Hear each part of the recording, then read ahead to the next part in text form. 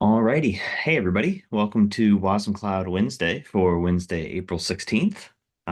We've got a pretty fun agenda for everyone today. We are going to be doing something wild, which is starting with the question item and then doing a demo. New unexplored territory for wasmCloud Wednesday. We'll see how it goes.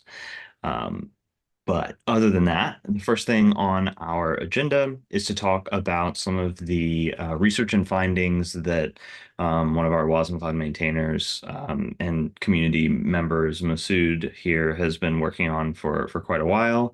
Have some things that we talked about in the Slack, but it's time to kind of bring that into the community call. I have a little bit of a demo around the story about embedding wadm and wasmCloud and things into Wash to make kind of a single static binary, a little more interesting hackery coming out of that. And then we're a little bit overdue. We tend to overshoot the beginning of the month for the roadmap planning. But I'd like to just call attention that we will likely be doing that planning next week during wasmCloud Wednesday, and that we have a GitHub discussion. And now is essentially the time for you to make your voice heard and all that fun stuff. So why don't we go ahead and get started on provenance and attestation research and findings. Now this is a pretty pretty large not issue, but RFC and set of changes that's been proposed that we've talked about and everything. Masood actually originally opened it. Masood, would you like to you're welcome to share your screen. I can drop this link in the chat, but would you like to give a quick background on your original intent and kind of where you are now? Sure, but you're giving me access. I don't have the. Oh, yeah. There. Now you should be able to. If you want to. You don't have to, No, you don't. I'm just checking. Just see how the sharing goes. Can you see it? I don't see it yet. Okay. Let's see. Mac is funny. Oh, there we go. I can see it. Okay. Um, I can see your Slack and VS Code. Looks like your whole desktop. Oh, really?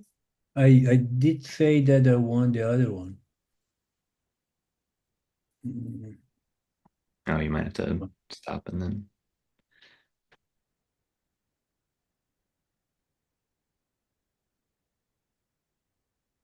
See how we can share. Yeah. Sorry, taking time.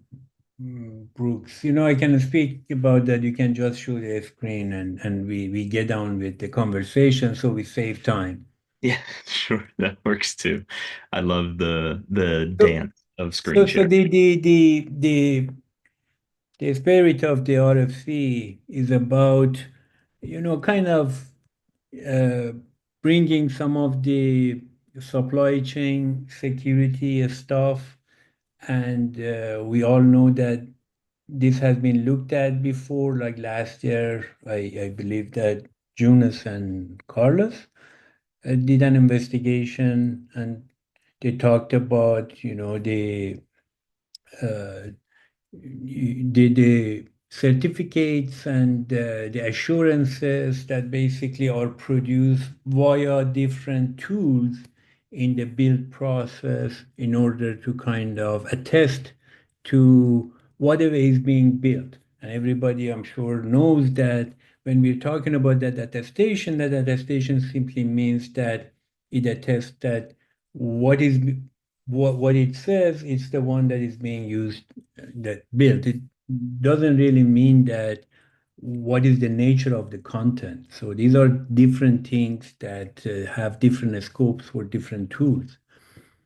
And then it was getting into other things, still workload identity, and thankfully now workload identity has its own full-fledged RFC, and Jonas has put together and Colin, they have put together the demos. So we know that we have work happening there. So this one is just about the build process. Last year, and again, if people know, there was an executive order after the SolarWind fiasco, and then the Linux Foundation got involved, and out of that kind of a specification that was widely adopted across the industry came for SLSA, that is about setting forward a number of practices as well as measurements in terms of uh, putting checks and balances in place for your build process and those, right? And there is a rich set of tooling there, but as this experience shows, and if you go to the security cloud native security conferences, because they talk about these things, uh, the maturity is still lacking in some areas. For example, here I have used 3 different tools in order to be able to produce SBOMs for different languages, right? Rust doesn't work with that one, and the other one doesn't work with Python, and Python doesn't work with Go. So there is a bit of complication just right there.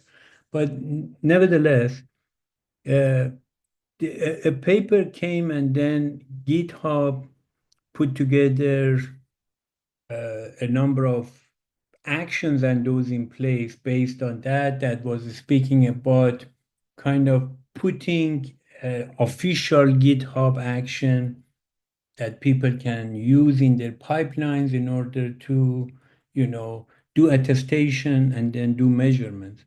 And in that paper, they said that if you do this in a reusable workflow, then you certify as level 3.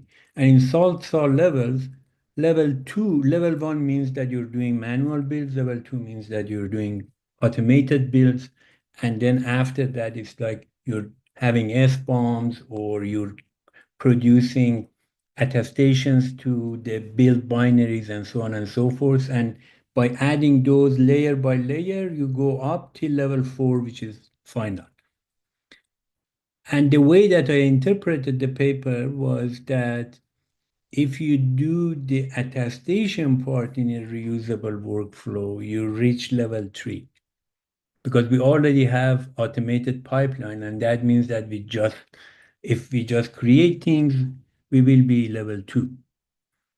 And then I had a security cloud native friend meeting in January and talking about these things. One of them highlighted my, you know, problem and misunderstanding that, no, actually, the isolation requires both the attestation and the build. All of it should become encapsulated into reusable workflows. And that's something that in the current pipeline that we have, as you know, and wasmCloud is not something that we have. Something that probably we can gradually build towards, but it's not what we have. So I said, okay, now that I have said to do this, at least let me finish this and show that, okay, if we do this, what will be produced? Because if you look at the job results, you see the attestations, you see the SBOMs, you see the certificate. You can click on the links and go to the GitHub panel and look at the attestation records. So we have everything that you could see at any level, but they are here. But because now we have to do this in different steps and different parts that we build different pieces in the pipeline, that means that there are a lot of insertion points for calling different actions and those to produce SBOM, produce attestation, uh, back them up, put them back in, put them in an OCI, package and so on and so forth, and also do metadata enrichment and those. And with all that, which is already built, but the complexity of the pipeline is going to go up a lot. And the question was that, okay, this is the result and those are the actions. If, the maintainers and the community decide that it's still worth it and we want this, then there will be some massaging that needs to be done to these actions to reflect the latest changes in the pipeline. But other than that, we can. But maybe we can kind of delay this till we have, let's say, version 2 pipeline and do better job engineering, by reusing a lot of things, and in that way reduce the the boilerplate that we have to put in place in order to produce this every time that a build is happening or an OCI packaging is happening, because you have to insert this in every place that one of those activities are taking place. That's the whole story. Yeah, so thank you for kind of doing some background and catching everybody up to speed. I know you posted kind of a long message in the wasmCloud Slack, but it's good to just kind of air it all out here. Um, I can speak to my own perspective. I know that we have a pretty complex set of GitHub pipelines, which generally comes down to the fact that we have a monorepo, we have a lot of different targets and languages that we're building for. So, we try to do the best thing that we can there around building for lots of different architectures and OCI images and all that stuff. And it does definitely make the pipelines complex. Um, I hesitate generally to make it more complex, especially around around new things that I think we know would be important to have, like having SBOMs get generated and being able to verify that. Um, I I don't know if this is something that we have to take on right now, like if it's really worth it to do it right now, or if anybody is like actively trying to do this. But I guess that's all really just to say that I don't see it as something that we have to make our build pipeline more complex with now. But it's not that's not a strongly held opinion. Um, I don't want to, call anybody out specifically for feedback, but I will. Um, Jonas, I'm not sure if you're on or in a good place to chat, but I was curious of your thoughts about, if you think this is something that, we should go down the avenue of right now. Masood, I think you brought up everything as well and didn't really offer your thoughts or your recommendations. So I'm interested in what you think is the best path forward too. So I know a bit of too about pipelines. I like to tweak them. And I have, for providers and those, sometimes I have to adjust the wasmCloud pipeline, right? To just publish something, you have to turn knobs in different places. And you kind of need to know your way around.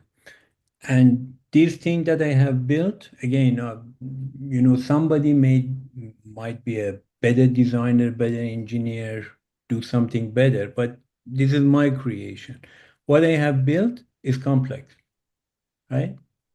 I made multiple mistakes because, again, I had to insert this in everywhere. So I built a special jobs and I built a repository for it that job kind of carries, kind of embeds wasmCloud in and then runs the jobs in order to assess them. And in that, I had to modify things. And was long story short, pipeline gets kind of unruly, and I'm not comfortable with that myself. Yeah, maybe to echo a little bit of what Masood said, I do feel like if we want to if this is a goal that we wanted to go after, there's probably an opportunity to like we'll probably have to step back and look at our pipelines as they are today and think about how could we make them easier to work with so that we can build towards the so that it doesn't feel like we're retrofitting a bunch of stuff on top of an existing already fairly complicated system. So I don't think that we're in a good place from a CI perspective to just drop this in right now. I think it would take a little bit of more work to like detangle the CI story and make it a little bit more reusable and like really build with that in mind, because I think we've organically ended up in a place where it's maybe a little bit challenging to like get all these things in place. Like there might be for something like wasmCloud itself, it might be possible to like put it in the right all the places as part of the monolithic workflow that we have. But in reality, to make it part of everything that we do, I think that would take a little bit more planning to do that effectively. So I don't, yeah, I mean, I think if we don't have an immediate need for it, I would probably not rush into the existing system. But I also don't have a good sort of clear line of sight of what a redesigned pipeline should look like in order to better support this yet. So that would be something I'd defer to someone else who has maybe more a little bit more experience in terms of designing and working through a pipeline design like that. I can say, Jonas, I totally agree with everything that you said. But in terms of the last part, I know that what it looked like from Ross, that means that there will be more cycles to build because we have to separate things. It's already long. Yeah, I really like the idea of figuring out what sorry, Lucas, I was just reading your comment. Figuring out what we need to do really commonly in our CI, like building a component, building a binary for Wash or wasmCloud, building a provider.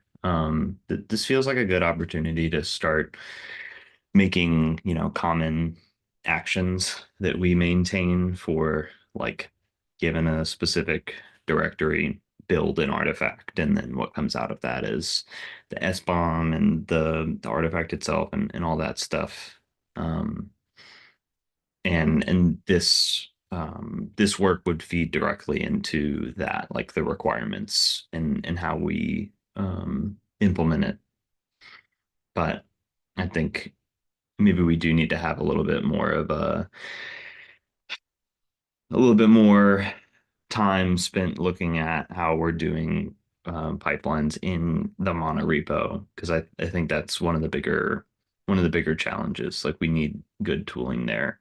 Can't just keep adding a bunch of stuff. Yeah, that as Jonas said, that's the organic growth, right? Which leads to that. Yeah. Okay. Well, given everybody's welcome to offer feedback here. Also, please, offer your feedback if you are actively like waiting on this, or you're really looking towards the SBOM and provenance and attestation features in wasmCloud. This is something that helps inform the roadmap, just like workload identity and some of the other things that we've implemented, like community and potential people who are going to use this in production asking for it is really, really important. So please let us know. And I would propose maybe for now that we take all the learnings from this, certainly save all of the work that you've done, Masood, and keep this in mind as we look forward at how we're going to do CI, because I think this would be really useful. I think, well, that's why the RFC came out of it, or that's why the RFC exists in the first place, is because this would be a useful, really cool thing to have in wasmCloud. And maybe it's not worth the amount of effort for the time being. Masood, does that sound like a reasonable suggestion? And where do you think we should go from here? My personal suggestion is that we set a time, I don't know, a week or whatever you think is reasonable for the community to comment on the ticket. And again, the issue that we opened for the work has all the links. They can go and examine all the results. They see everything that has been produced and see the pipeline, see the job, see the complexity, and decide for themselves. But after that, we can see how the community has voted, and then after that, I suggest that if everybody's in favor of parking this for now, we just archive this and leave it for future. Yeah, okay. Um, hmm. Yeah, that sounds good. I think uh, not to bring the stale bot into another place, but thinking about it, like if we're not coming around to it by the Q3 roadmap planning, then perhaps we should just archive it. But that's just a straw man. I'm just picking a number out of, a date out of thin air. Very interested in what Bailey just sent, that there's some upstream things happening in the Zulip under SIG packaging, the Bytecode Alliance Zulip for SIG packaging. Looks like there's some work to like just ooh.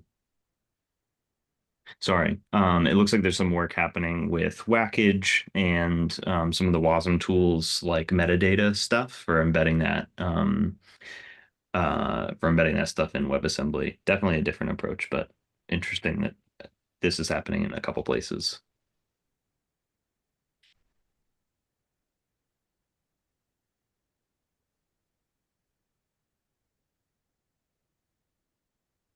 Okay. Well, I think that that's probably all for this, Masood, unless there's more that you want No, we beat it to that. I think we to. got to rest. Yeah. It's worth mentioning too that some of the stuff that came out of your original RFC has already with the spiffy identity and connecting to NATs and things. Some of that has already made its way into the host. We talked about it a little bit at the one that happened like 2 weeks ago.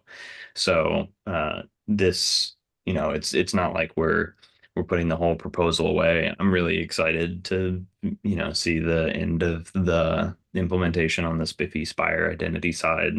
It's just And awesome. I'm, and I'm, and I'm, and I'm already putting the markers in my code really for because the API is kind of known. Yeah, yeah. So yeah, thank you so much for being the champion of this RFC, and um I can tell that you put a lot of time into it. Maybe you didn't. Maybe this was just super easy, but it looks like you put a lot of time into it, and I really appreciate it.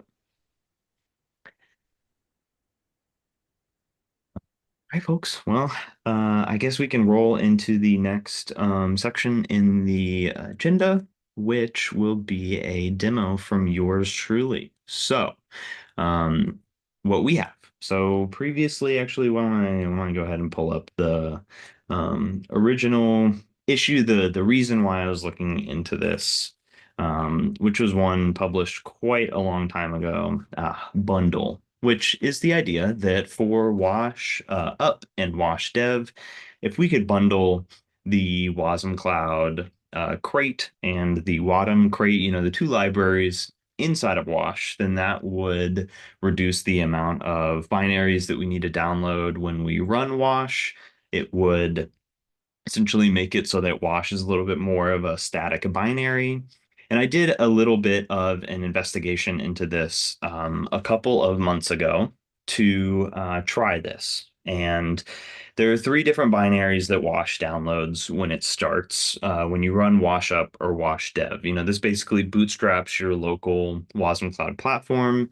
And so it runs wasmCloud, which is the actual host, wadm, which does the orchestration and management of the application that you're working on, and NATS, which is the backbone, the messaging and RPC layer and control layer for wasmCloud. So it downloads all of those from GitHub.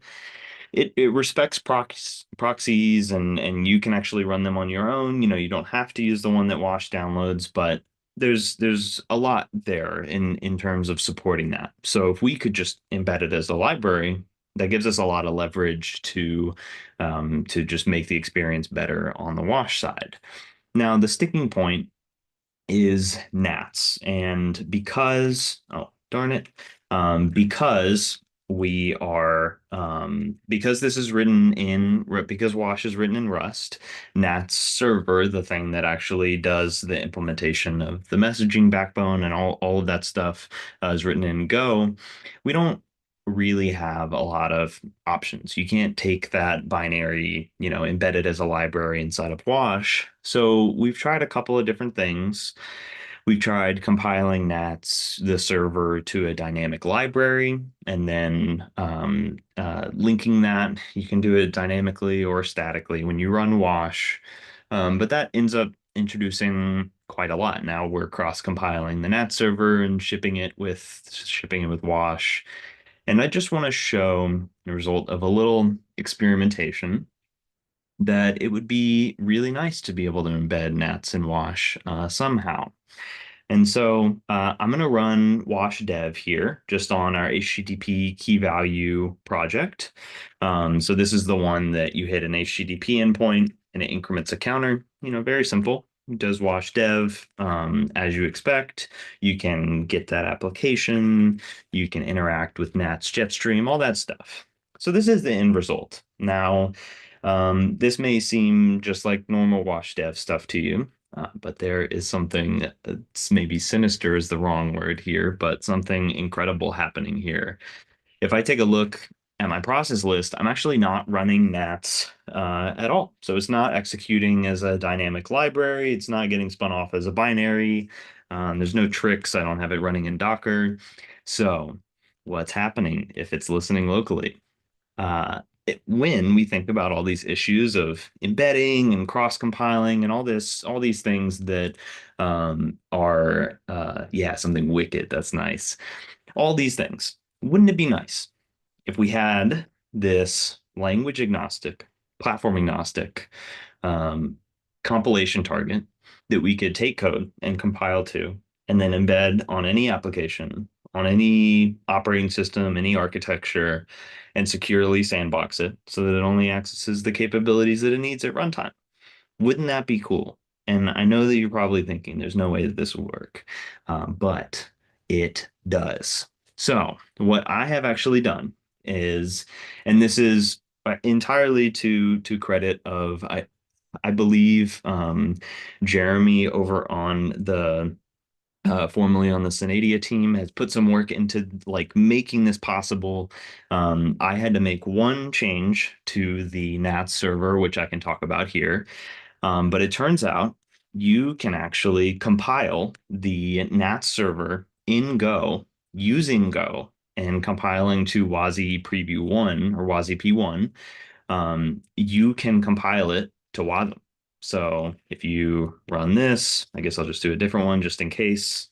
Then NATS is compiled to WebAssembly. This is a P1 module. So it's not a component, and I can talk about why. But it is a WebAssembly module, and it's 28 megabytes. Not that bad, right? I mean, I think which NATS server? How big is NATS server, the binary? Okay, symlinks, thank you. 16 megabytes. Okay, so it's it's a little bigger than that, but just this is because you're bringing in the Go runtime and everything. So you have the NAT server as a WebAssembly component. Sorry, WebAssembly module.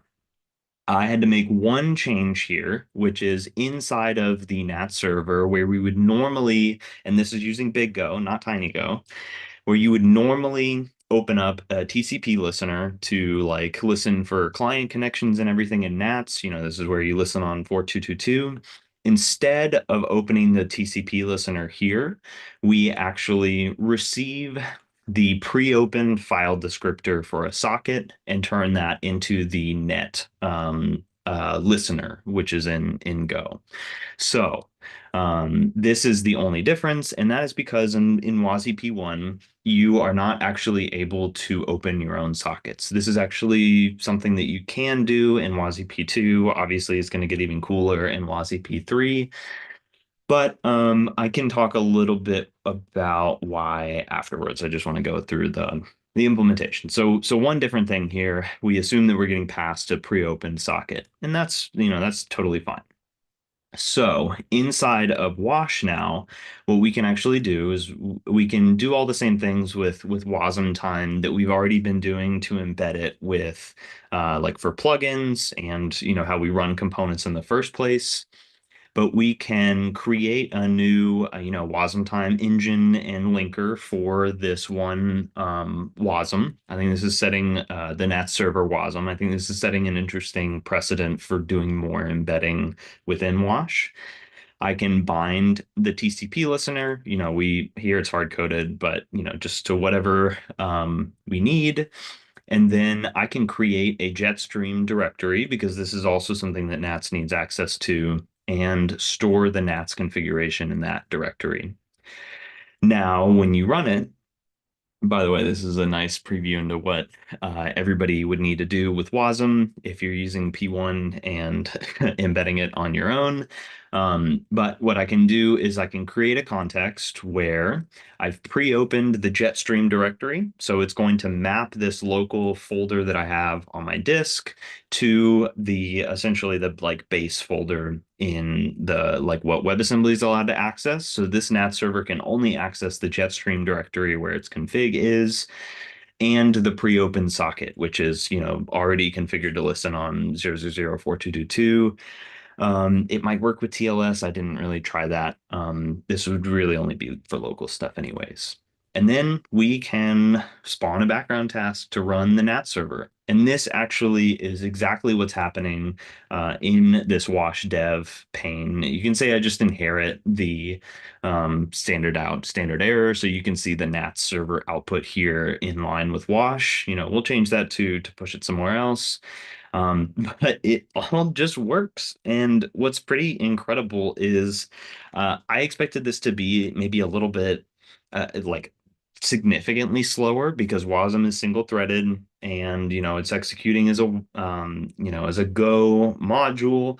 But really, it's not that bad. Like you can run the NATS benchmark tool locally, and I can throw 100,000 bit, well, no, they're small, but 100,000 messages through this one module, getting like 15K messages a second. Not that any of this really matters. It's always going to be more, or maybe not always. It's probably not going to be recommended to do this way in production, but we sure as heck can do it for development. So this actually is a path forward to either embed or load a WebAssembly module for the NAT server. And it works. Like I'm sending, when it hit this curl request, it goes, yeah, true. It goes to the HTTP server, sends the WRPC request over NATS to the component, and so on and so on. So I would love to do a little bit more testing with this. This is a lot of hackery on my part yesterday, but I'd like to see if this would work because I think this would be an awesome way to reduce the number of dependencies that you need to run for like a local benchmark. Obviously, anybody is welcome to, we'll essentially need to make this small modification to the NAT server source code. Maybe there's a smarter way to do this. But yeah, it's pretty cool. I have a couple things that I can talk through around why I'm compiling to WASI P1 and why I'm running it as a module, which I'll just mention really quick. Compiling to WASI P1 because that is the supported WASI OS target in big Go, so just regular Go. WASI P2 support is coming along with Go, but I think that it's not quite done, like not done enough that I could build Go from source right now and use out of the box. And if I attempted to use TinyGo to compile the NAT server, it doesn't quite work for similar reasons. There are some missing implementations. in the TinyGo standard library that NATS server depends on. I didn't really take a look. I didn't really see if I could like rip all of that out. It felt like too much modification. But this one, let me see if I can check this out. Yeah, this is the full change list that I did from like upstream regular NATs to this, which is just switching out this TCP listen to accepting from a file descriptor instead. There's a little indirection here, so I want to review this with a couple folks to make sure this is fine. But yeah, the other piece is I did attempt to componentize this. So to tools, component new, attempted to bring this over to be a component, which I saw a little bit of friction with. It looks like there are legitimate reasons for this, but there are a couple of duplicate imports in the WASI P1 that's built here by Go. If you take a look at the import list, is this right? Yeah. You can see, for example, FD write is defined here, and FD write is defined here as well.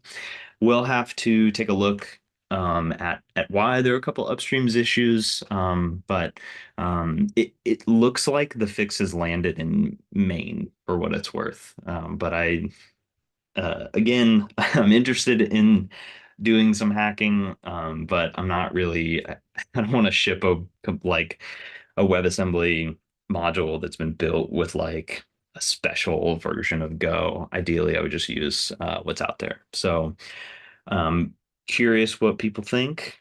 I think that this is a little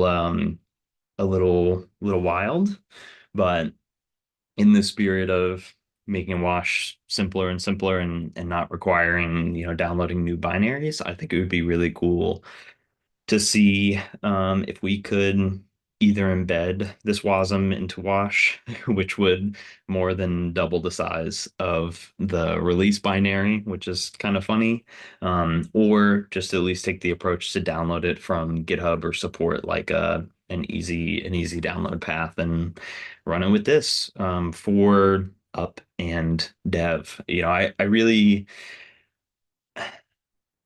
I would prefer to have this change in some form upstreamed and officially supported by the NAT server before I tell folks to go run it like this in production. I mean, realistically, when you go run it in prod anyways, like you're probably using some kind of container orchestration or scheduling, so you may as well like schedule the NATS infrastructure anyways, but you could use it for a leaf node. I don't know.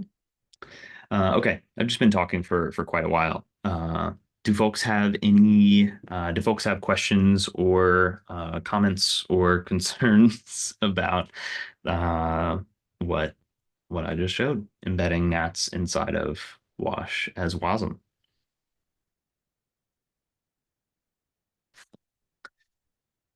Florian, I think your comment is great here. Feel free to come off mute and talk about it, but I know you're on vacation right now. Would we offer two flavors of wash, one with the embedded NATs and one without, so that people can choose? It's a great question. When we looked at embedding wasmCloud and wadm into Wash, the functionality to download the binaries from GitHub doesn't need to go away. Like we don't need to remove it entirely.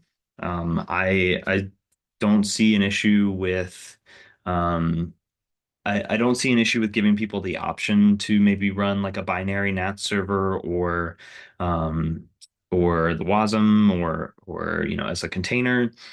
But we do have a couple flags that support this. Like if you don't want Wash to launch the NAT server for you, you can run it and tell Wash like, hey, just connect to NATs. And so yeah, Lucas, exactly what you said. I think we would want to offer the hooks for people if they want to run their own thing, then they can. Um, but I think that some of the complexity and some of the places where we can fall short on developer experience and how complex Wash is as a tool come from like us offering too many options. So especially for the local developer experience, which is like Wash Dev, I would really love to just have a standard experience where people don't need to worry about what binaries are being downloaded or having a network connection at the time of running Wash Dev, what have you. It would be great for it to just stand up the wasmCloud platform. So I could certainly I could certainly see an argument for making it optional, like having a flag to disable it. But I would prefer uh, and I would prefer people do that if they have like a more advanced use case rather than wanting to use like the existing functionality, which I think Lucas is getting at pretty well here, is that downloading binaries from GitHub is fairly fickle and has a lot of edge cases that if we didn't do that, make our job a lot easier.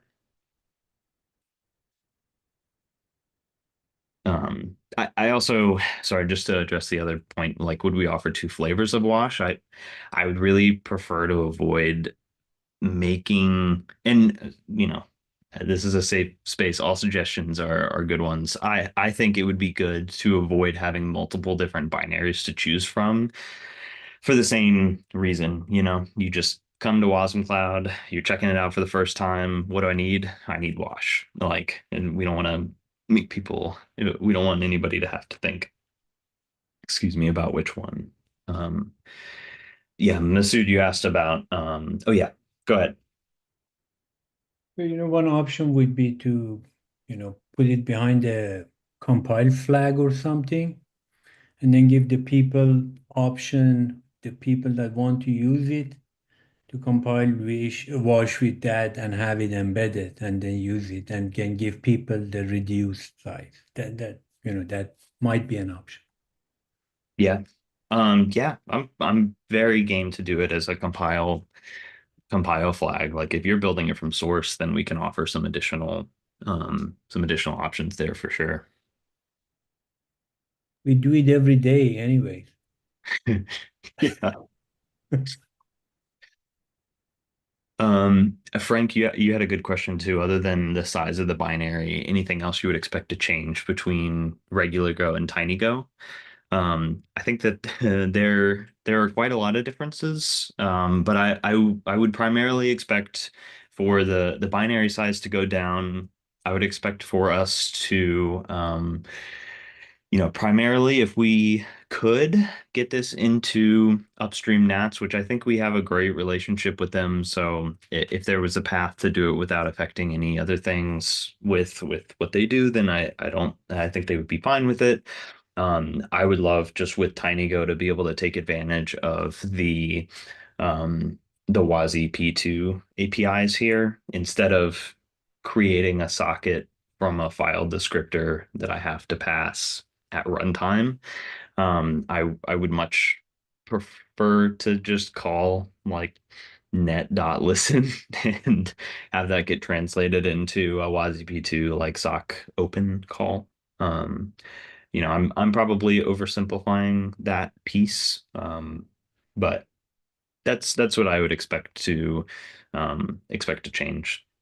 I'm also very hopeful that uh, as the Go um, as the Go support improves and adds the goose and gorches for WASI P2, you know, this might this we might be able to just yank this out entirely. We can componentize it, and then we can interact with the NAT server in a little bit more robust way. Since if we wanted to run this as a leaf node, for example, or as a cluster node, that's another two or three TCP sockets to open. So, you know, might have to make a couple more changes to make like that specific thing work. But just for local, I think this could work for now. Oh yeah, Masood, you asked about wasmCloud embedding. Yeah, I actually already did that one. That one is not bad at all because wasmCloud, the host, is a just a crate that I can add a dependency on and wash. Same with wadm. So both of those support, instead of like building a binary and then executing it, you can create a host structure in memory. It does all the same things. So NATS really was the more sticky point because it's written in Go and we're using Rust. So um, I think how I'd like to move forward I think I would like to move forward here with this is essentially combine those two aspects and then put together like kind of an end-to-end POC of it, get some comments, and then just move forward. I think this would cut out quite a lot of code that we are maintaining on the wash side, and would just give folks, a couple options if they wanted to run their own instance of wadm or wasmCloud or NATS, then you can just certainly disable the in process one and run your own.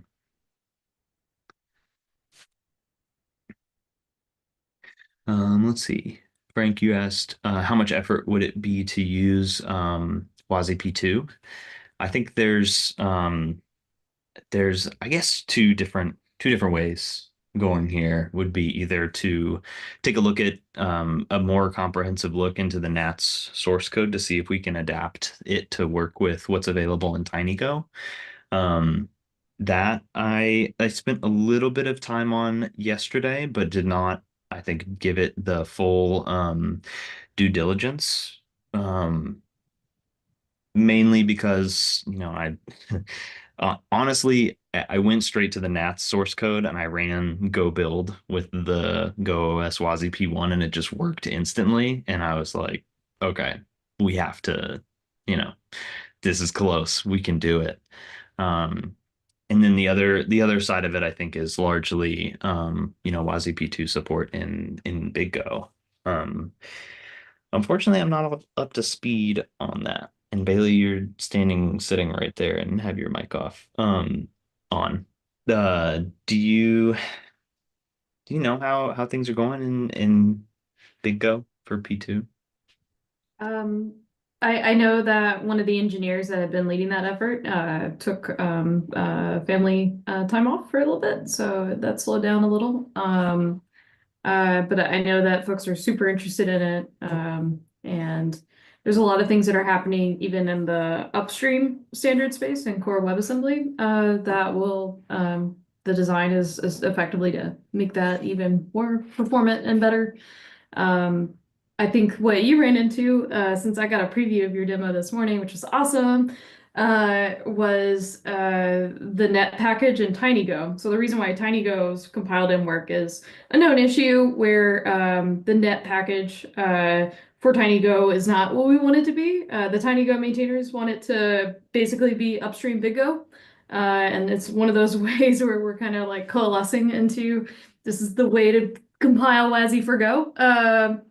And yeah, so if we were able to compile in basically pprof was the dependency that got brought in from net. But when you compiled with BigGo, that had already been stubbed out correctly for WASI P1 in BigGo land. So it's totally possible. And if folks are interested in doing that work, I can connect you with the right maintainers to get started on it. Yeah. If you, especially, everybody here who's working on wasmCloud is donating time to the open source. So certainly worth mentioning that if you're willing to sponsor some of the development of this in the upstream, I mean, we are certainly willing to help. We'll, help make the connections.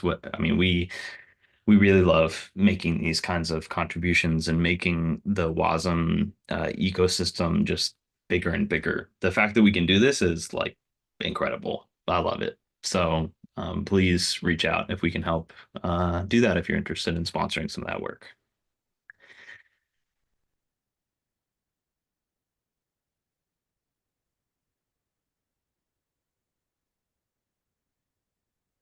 All right. I had a feeling that that demo would spawn some discussion, but what I'm going to be taking on, it may not be immediately, but I am very interested in doing this work. So I think you can expect to see a PR from me on the wasmCloud side that actually upstreams this code as a part of Wash. I had to add like one WASI dependency, but we were already embedding WASM time for our plugins in Wash, so it really isn't going to change the footprint very much. But we'll be able to discuss the pros and cons and binary size and all that stuff of embedding the NATS WASM or downloading it, or supporting the binary and all of that. But I think we can expect to see that pretty soon. Speaking of things coming pretty soon and or next week, we have been a little bit overdue because of conference season and then henceforth recovering from conference season afterwards.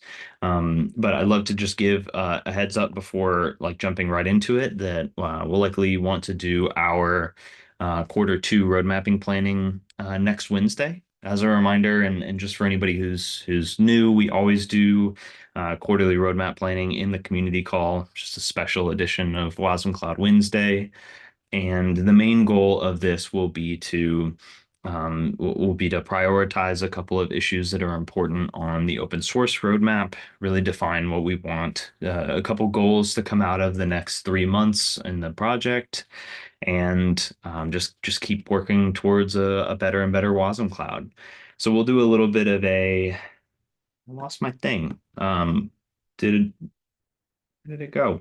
We'll do a little bit more of a retrospective on the current roadmap, which I think we've done really well at. We have done a ton of work in the past couple of months, and I think we maybe bit off a little bit more than we can chew here in some of the issues, and that's okay. Planning is an imperfect game. I was just happy to see some of the bigger things move across, and have awesome people like you all working on it. So we will likely do this planning in the next week meeting. So if you have anything that you'd like to bring up for discussion there, it would really be best to leave some comments on this GitHub discussion. If there's work that you're interested in doing, or work that you think should be like our biggest priorities in wasmCloud.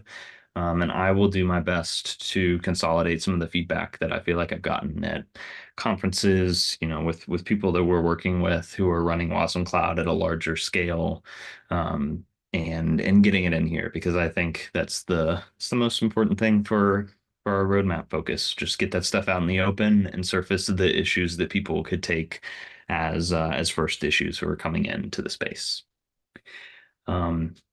Yeah, that's really it. I just wanted to call attention to the roadmap planning. I really wanted to solicit everybody's feedback. And the reason why it's best to throw it in the discussion ahead of time is, the maintainers, folks, if I'm leading the road mapping session, it's really nice to not have to parse a feature request and prioritize it on the spot. It's really nice to kind of have an idea going in, which what we want to commit and not, but always bring it up for discussion. So yeah, I think that's it. Do folks have any questions, comments, concerns on the roadmap?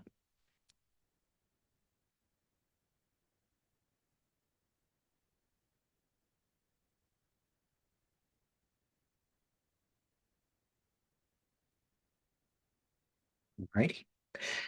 Well, I think that's all that we had for today, and we're right up at the end of time. So probably a good time to call it. Thanks everybody for coming to wasmCloud Wednesday, your weekly favorite Wednesday community meeting that happens at 1 p.m. Eastern time every time. All cheekiness aside, again, thanks everybody. I think that we'll see you in Slack, and we'll see you next week on Wednesday. So have a great week.